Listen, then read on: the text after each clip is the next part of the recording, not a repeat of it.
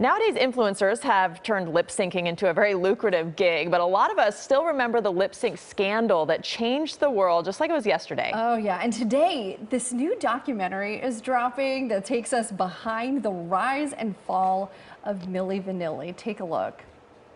Lies are taking the elevators while the truth takes the stairs.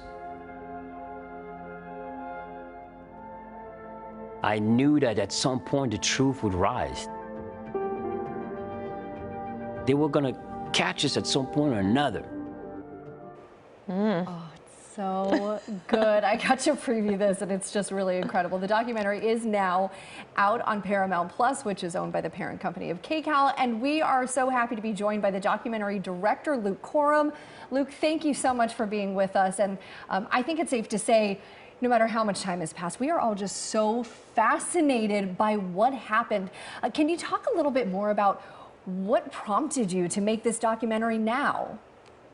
Yeah, I think Milli Vanilli arguably is the biggest scandal in music history, but what we know of it are the sensational headlines, and I felt that we don't really know the human journey behind what happened. And also, when I started doing research, I didn't realize that the entire deceit was created by a producer in Germany who had done this before with another band. And so I found it fascinating how we all think of Rob and Fab as the two guys that really pulled the wool over our eyes, when in fact there was a whole machine behind them. Right, they were the face of the scandal and the ones who took the fall for it, for sure. Was it difficult to get Fab to sit down for the interview? And did his explanations about it change your opinion about Milli Vanilli in general? Yeah, it took me a year to get Fab to sit down to do this interview because, he's very guarded, and understandably so. I mean, his life was somewhat defined by a deception.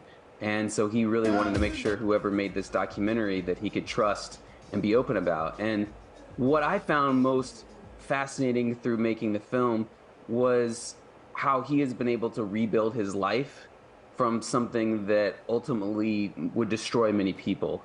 And I really was thankful for all the people involved with Milli Vanilli, including the real singers who sat down and did interviews. That's really incredible. You were able to get everyone to talk about it, and hearing all of these different perspectives really tells a complete story that I wasn't aware of before.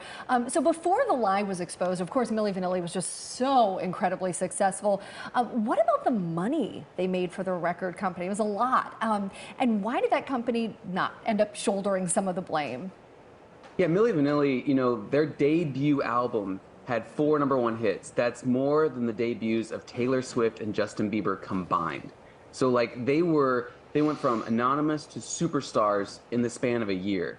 And their records made hundreds of millions of dollars thanks to Arista, which was headed by Clive Davis, the most glorified music executive of all time.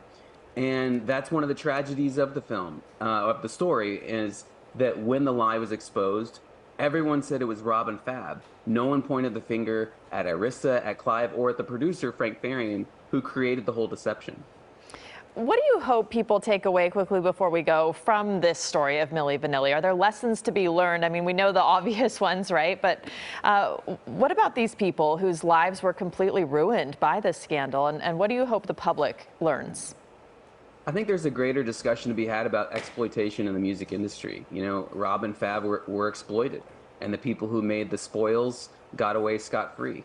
And I think that that's something that we really need to talk about when it comes to music entertainment.